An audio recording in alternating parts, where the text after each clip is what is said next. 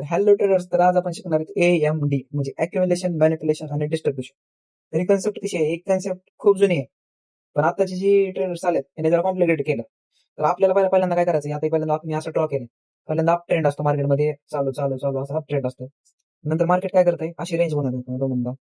ही जी आहे ही बॉक्स करतो मी आता. ही अशी मार्केट रेंज बनवणार. आता ह्याच्यात कसे असतात? खूप लोकांचे एंट्री असतात, आपल्या रिटेल लोकांचे. हे मार्केट असं चालू असणार, चालू असणार. आता इथं इतक्या वेळा मार्केट रेंज करते, मग सगळ्यांना वाटणार मोठा ब्रेकआउट होणार.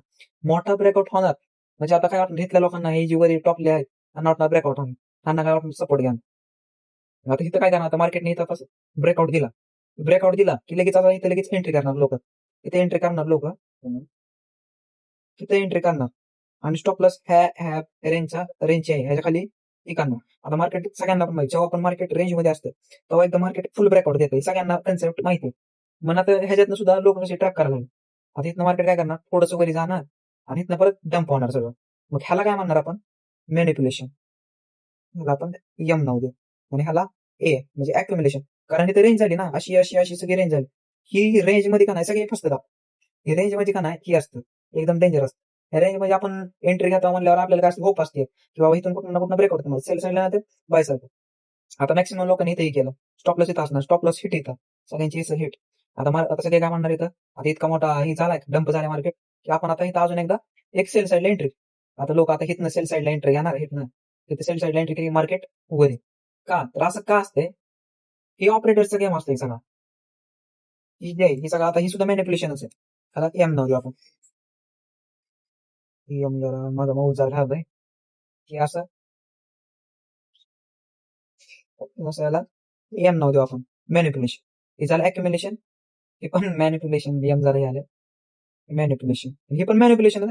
आता बघा की आपण आता किती इतक्या वेळा झालं कन्सोलिडेट करते. आता लोक काय करणार? प्रिडिक्शन करणार की बाबा इतक्या वेळा झालं कन्सोलिडेट करते मार्केट, मला ब्रेकआउट तर देणार. ब्रेकआउट जरी दिला तर पुल बॅकची वाट बघणार. पुल बॅकची जरी वाट बघितली तर रिटेस्ट जरी सगळ्यांना वाटणार अशी रिटेस्ट घेऊन मार्केट अजून एकदा वरी जाणार. तसं नसतं.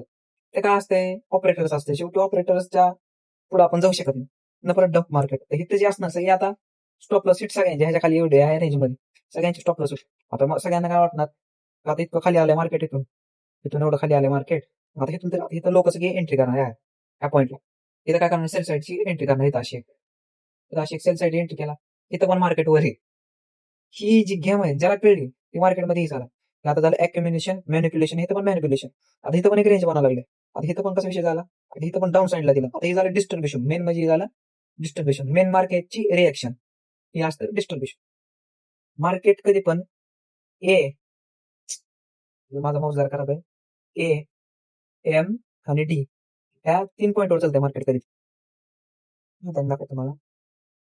ए, एम आणि डी ह्या 3 मार्केट कधी पण ह्या 3 पिलर्सवर मार्केट चालतं. आता बघा आता तुम्ही जर असतं इथं आपण डायरेक्ट ऑब्झर्व करू म्हणजे आपण असं काय म्हणतात इमेजिन करू. आपल्या इथे थॉट काय असते? किंवा मार्केटने इथं ब्रेकआउट दिला आपण लगेच एंट्री घेऊ. पण तसं नसतंय ना. इथून मार्केट टम्प होणार म्हणजे होणार 100% होणार. ही जी ज्याला ही प्लॅन काढला ते मार्केटमध्ये प्रॉफिटेबल झाला ही प्लॅन.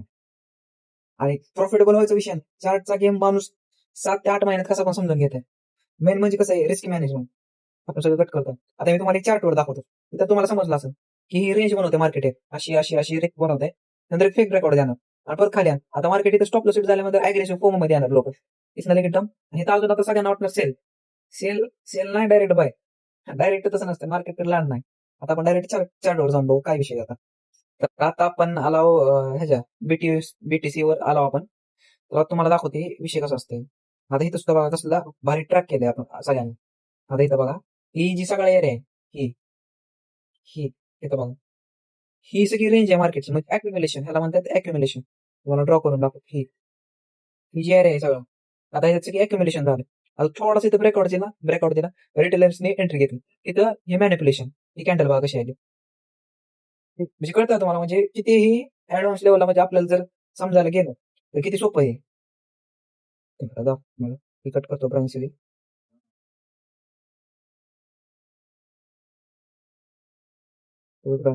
आता इथं बघा कसलं डेंजर म्हणजे ट्रॅक केलं इथं. ही 15 मिनिटाची कॅन्डल आहे. 15 मिनिटाची कॅन्डलवरच जास्त करून होतं असलं ट्रॅप सेटअप. म्हणजे 15 मिनिटाचा टाइम आहे म्हणजे ट्रॅप म्हणजे असं दिसतात चांगले.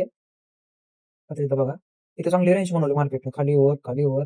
सगळ्यांना नुसतं प्रिडिक्शन करायला जेव्हा मार्केटमध्ये आपण प्रिडिक्शन करतो तेव्हा 100% आपले मार्केट प्रिडिक्शनवर कसं चांगलं मार्केट मेन आहे जी जे आपल्या सेटअपवर आपल्याला जी आतापर्यंत शिकलो आपण कन्सेप्ट त्याच्यावर इथं चांगली बाईंगची कॅन्डल, इथं थोडं झालं, इथं डंप मार्केट, ह्याला म्हणतात मॅनिप्युलेशन.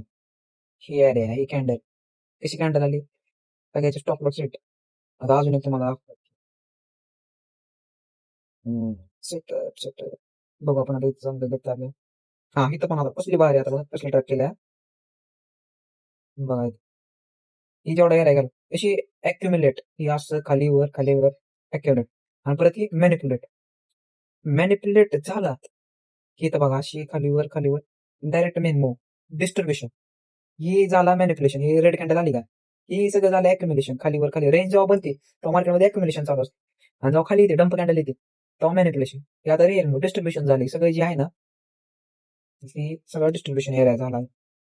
हे सगळं डिस्ट्रीब्युशन झालं मेन मूव. इथं पण बघा की आता तर एवढं रेंज बनवली इथं खाली आला तिथं थोडासा पुल झाला आता ही मेन मूव आहे.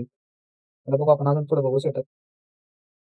आता इथं पण बघा कसा विषय झाला इथं बघा हे की कशी इथं मार्केटने रेंज बनवली हे झालं ऍक्युम्युलेशन.